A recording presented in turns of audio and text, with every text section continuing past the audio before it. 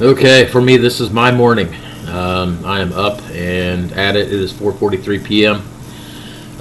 I've got just under an hour to be dressed and ready and on the bus. So I'm mostly together. I'm trying to shove some nutrition into my face and get all my little supplements stuffed in there and make sure I can get myself right. It's a fight to get good sleep. It's a fight. So I'm not in a bed that I know, and I'm not in a place that I know, and it's light. And light coming through the windows, and odd sounds, and construction, and it's tough. So for a guy who usually likes to get like 9-10 hours of sleep to be at my best, I'm fighting to get maybe 5, maybe. So, which is okay for a while, but man, if I'm doing that all the time, I am already into the tank. So that's tough. Hopefully we'll figure that out, or we will adapt, I guess.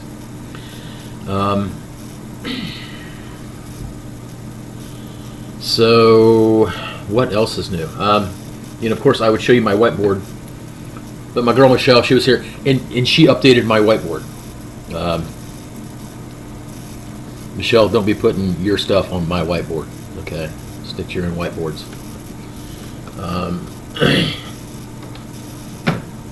I'm enjoying this whiteboard joke. It's fun. I might actually have to take that to work with me at some point. So, gosh, I didn't give you guys an update this morning. Last night, I was on floor at my new assignment at a new hospital. This hospital feels a lot like a hospital that I'm very used to working at. A lot of similarities in just the feel, so it should be a pretty smooth transition. I felt like I was able to get pretty good traction relatively quickly. Staff, man, they're crispy. They're feeling it. They're getting beat with a bag of hammers. They've had apparently some rough experiences with other folks who have come in to help and maybe didn't have the right mindset, right attitude. So a couple of folks pretty early on were a little crispy. And after a little bit of reinforcement that, we're there to help, we're there to do whatever we can to give them a hand, the reception was really very warm. So after a few little bumpy, little rough edges, turned out to be a good night with people who were really supportive of us because we were trying to be supportive of them. New Yorkers continue to just amaze me with how gracious and patient they are as patients. People put into bad situations, just amazingly accepting of the sad levels of care that we're able to offer. So, mad respect to New York. Interesting side note. New Yorkers have great veins. And most people won't. They won't really appreciate that. But for all my medical professionals out there, all my paramedics, my nurses, if you start IVs a lot, you would appreciate the fact that these, by and large, are great veins.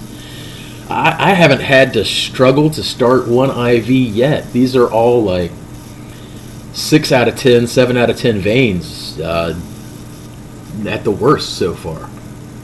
So if I had these veins back home, I wouldn't have nearly the IV game that I have. I'm used to having to get everything just perfect.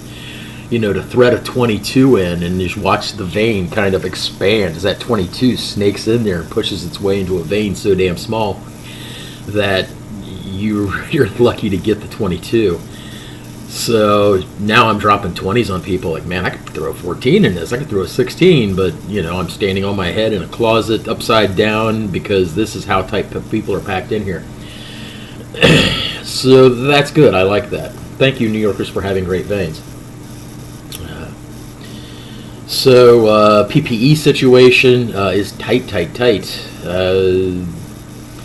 The hospital I'm at has what they need. I'm hearing, tales of other travelers who are at other hospitals in the system here in New York who it's bleak.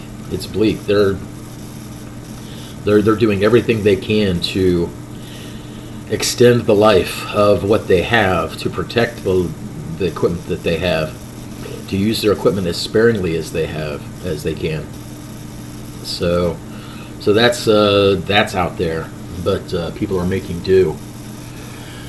So I'm super appreciative because I've got, some of you folks have rallied to help me and a couple other folks find some stuff that we need.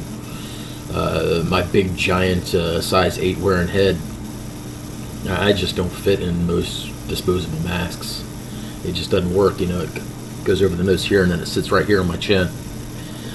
So I had one of the people fit testing me. I just started to put the mask on. She's like, "Yeah, you fail."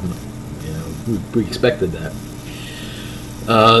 So I have some stuff coming in, a combination of people. I have folks out on the West Coast, folks here on the East Coast. Amazing. So, and not only am I going to have stuff for me, I'm going to have some stuff to offer some other people who have needs for specialized PPE and respiratory protection that right now just can't be met in the city. So we're going to try to extend that protection onto other people who have that need, which is beautiful. Some things that I'm finding that are helpful that I didn't expect early on. Everybody started making cloth masks. They're not ideal, they're not perfect, but they help. And and I had a lot of people offer to make masks. I wish I would have taken more of you up on it, because these things are comfortable. We need them. We have to have some level of protection pretty much all the time we're out of the building. So the things that you guys are doing are helpful. They're good. That's nice. So I have some of those here already. I have more stuff. So that's great. In an earlier post, I touched on, a couple times I touched on the crisis actor stuff. I can't believe this. You are some idiot, deplorable, disgusting, conspiracy theory loving asshats out there. This is a crisis of ignorance, and it's willful ignorance. Your reluctance to reason is a huge part of why America is failing and becoming a third world nation. Your need to protect your own ignorance and defend your stupidity through attacking others is endemic of what is wrong with this nation. You must stop. And it's not like this virus just claims you idiots.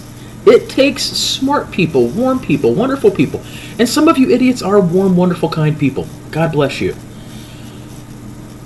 But your stupidity is killing people. Your stupidity is harming people. And while I want to give you a hug and offer you the insight of reality, we need to also honor the fact that you're wrong.